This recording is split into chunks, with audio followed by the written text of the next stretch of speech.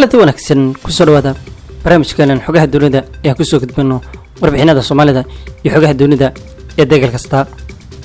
barnaamijkeenan guud ahaantii waxaan idinku qaada dhigi doonaa warbixin aan shaaca kaga qaadi doono Itoobiya oo dhamaystirtay buuxinteedii labaad ee biyo xidheenka buuqa badani ka taagnaa. Israa'iil oo hub iyo taageero aad u xoogan u fidisay Itoobiya ilaalinta biyo xidheenkani.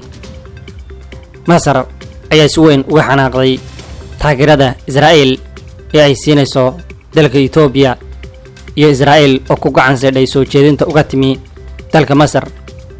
falanqayn warbixintani ayaan idin soo gudbin doonaa. dowladda Itoobiya ayaa si rasmi ah waxay u shaacisay in ay dhamaystirtay wejigii labaad ee buuxinta biyo xidheenka dhaamka webiga Niil talabada oo ka cadhaysiisay dariskeeda Masar iyo Suudaan. wasiirka waraabka ee dalka Itoobiya Salaashib Bakli ayaa bartiisa Twitter-ka waxa uu ku sheegay in la dhammaystiray buuxinta labaad ee biyo xidheenka Itoobiya. roobabka xoogga leh ee sanadkan da'aya waa mid lagu farxo waana nimcada abuurtay gooshani ayuu sheegay. Bakli wuxuu cadeeyay in buuxinta labaad ay ka dhigan tahay helitaanka xaddiga biyaha ee loo baahan yahay ee ay ku shaqayn doonaan laba marxaladood. waxaana sidoo kale u daawacay sawirada qaabka loo dhammaystiray buuxinta labaad ee biyo xidheenka isagoo ka faalloonaya hambalyo oo dirayo dadka Itoobiyaanka iyo saaxiibada Itoobiya. Bakli wuxuu xaqiijiyay in Masar iyo Suudaan aysan wax dhibaato ah aysan kala kulmi doonin abaabulka labaad ee biyo xidheenkani. dhinaca kale maamulka biyo xidheenka Suudaan ayaa sheegay inaysan haynin wax macluumaad ku filan oo la xidhiidha howlgalka geedi socodka buuxinta labaad. maamulka Suudaan ayaa carabka ku adkeeyay in baahi weyn loo qabo in la isweydaarsado macluumaadka ku saabsan geedi socodka buuxinta iyo ka shaqaynta biyo xidheenka ee Itoobiya.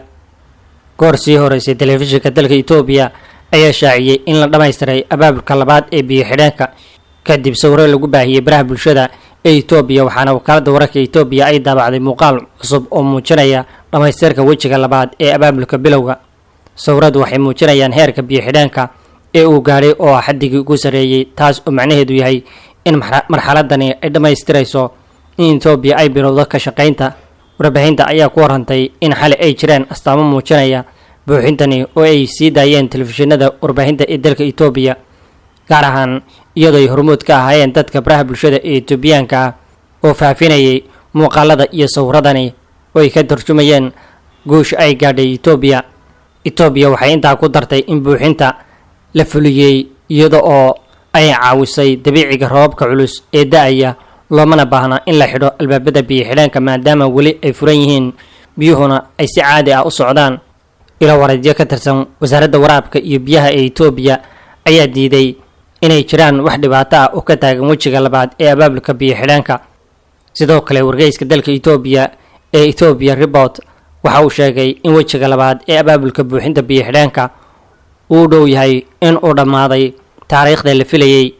dhinaca kale ilo wareedyo ka tirsan wasaaradda waraabka ee Suudaan ayaa u sheegay telefishinka Al Jazeera in wasaaraddu ogaatay kororka heerka biyaha ee galaya Blue Nile sabab la xidhiidha roobabka culus ee ka da'aya dhulka sare ee Itoobiya.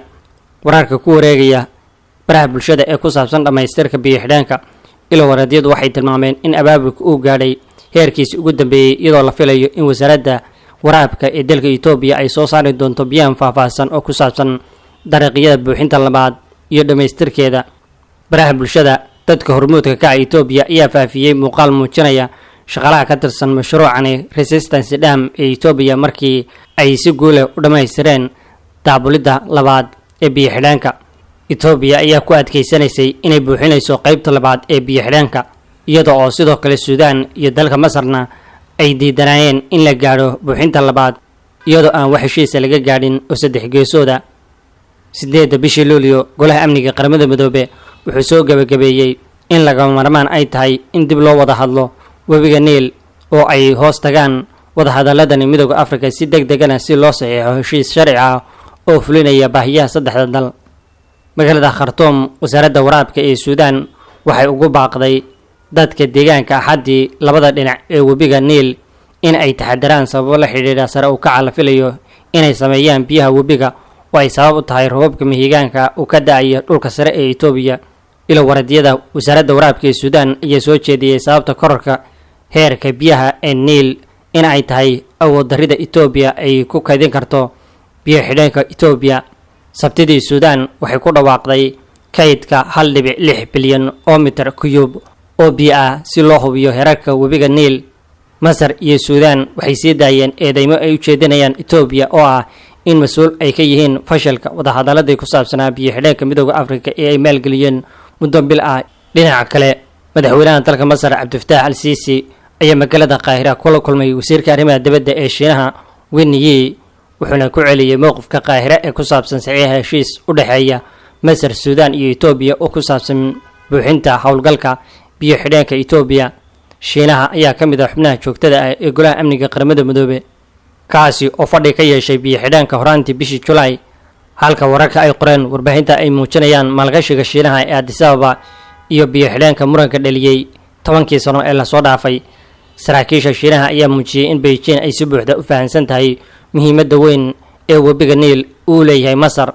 Kadibna Shiinuhu wuxuu sii wadayaa xiisihiisa ku aadan xal u helidda arrinta khilaafaadka. Dhanka kale, madaxweynaha dalka Masar Cabdifataax al-Siisay wuxuu caddeeyay mowqifka adag ee Masar inay ilaaliso ammaankeeda biyaha oo ay matalayso xuquuqdeeda taariikhiga ah ee biyaha Niil, iyada oo la gaarayo heshiis sharci ah oo qasab ah oo lagu buuxinayo loogana shaqaysiinayo biyo xidheenka.